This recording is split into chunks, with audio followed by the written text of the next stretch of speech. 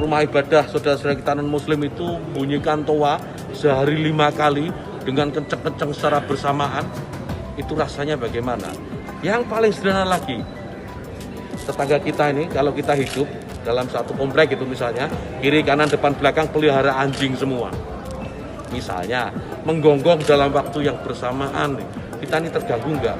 Artinya apa? Bahwa suara-suara, ya suara-suara ini, apapun suara itu ya, ini harus kita atur supaya tidak menjadi gangguan.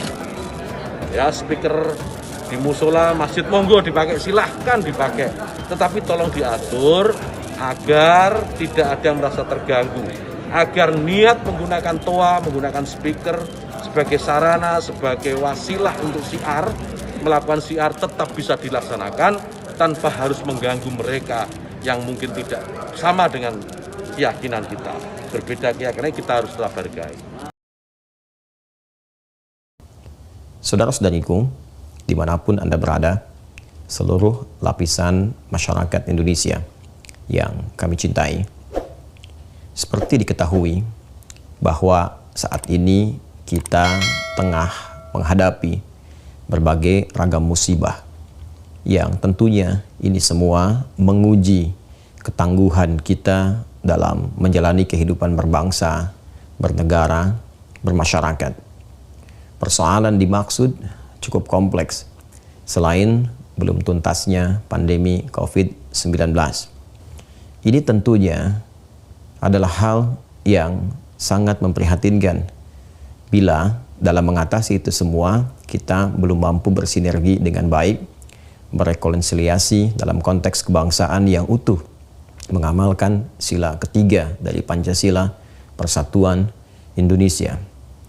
Karena itu, di kesempatan yang baik ini, saya mengajak kepada kita semua, saya, Anda, kita, anak bangsa ini, warga negara Indonesia yang baik, dimanapun kita berada, apapun posisi yang tengah kita sempati pada saat ini.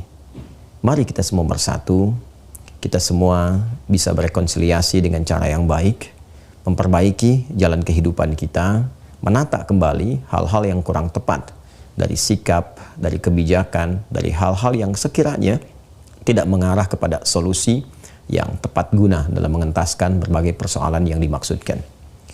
Saya pertama ingin mengajak untuk memperbaiki itu semua, dalam bahasa agama disebut dengan taubat, kembali mengakui bahwa ada yang tidak tepat dari apa yang kita lakukan selama ini.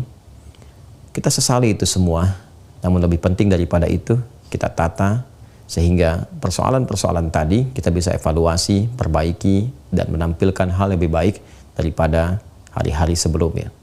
Kepada pejabat publik, saya meminta agar dapat membuat kebijakan-kebijakan yang substansial, yang esensial, yang tepat guna, yang memang dibutuhkan di masyarakat, dalam konteks bersinergi untuk mengentaskan berbagai persoalan yang dimaksudkan.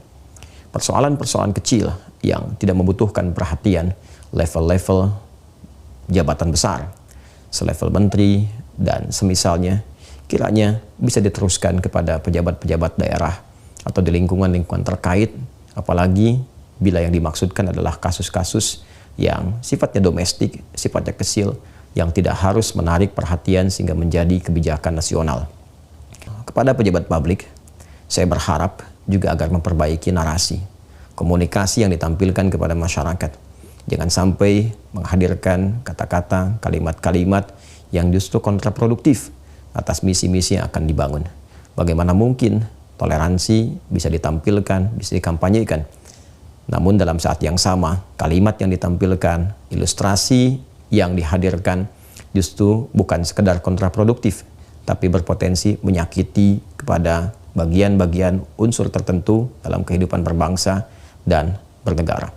Rasanya tidak pantas bila persoalan toa harus diilustrasikan dengan binatang tertentu atau hal-hal yang lain yang tidak sejalan, tidak senafas, bahkan tidak sampai kepada logika. Pun persoalan-persoalan lainnya, kita tidak perlu saling menghujat, tidak perlu saling mencela, tidak perlu saling menyalahkan. Kita hanya perlu saling mengoreksi diri kita dan bertanya, apakah masih mencintai negeri ini? Apakah masih mencintai bangsa ini?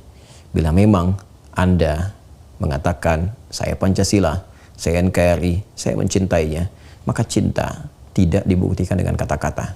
Cinta dibuktikan dengan tindakan, dengan kebijakan, dengan persatuan, dan dengan sikap serta perilaku yang mulia dalam berkehidupan. Semoga Allah Subhanahu wa Ta'ala mengampuni kita, membimbing kita ke jalan yang baik, meridhai langkah kita, dan pada saatnya siapapun kita pasti akan berpulang kepada Allah Subhanahu wa Ta'ala. Pastikan saat pulang itu ada legasi terbaik yang ditinggalkan, yang bermanfaat untuk kehidupan berbangsa, bernegara, bermasyarakat, dan jariah yang mengalir sampai kehidupan akhirat kita. Demikian, mohon berkenan, terima kasih, dan mohon dimaafkan. Assalamualaikum warahmatullahi wabarakatuh.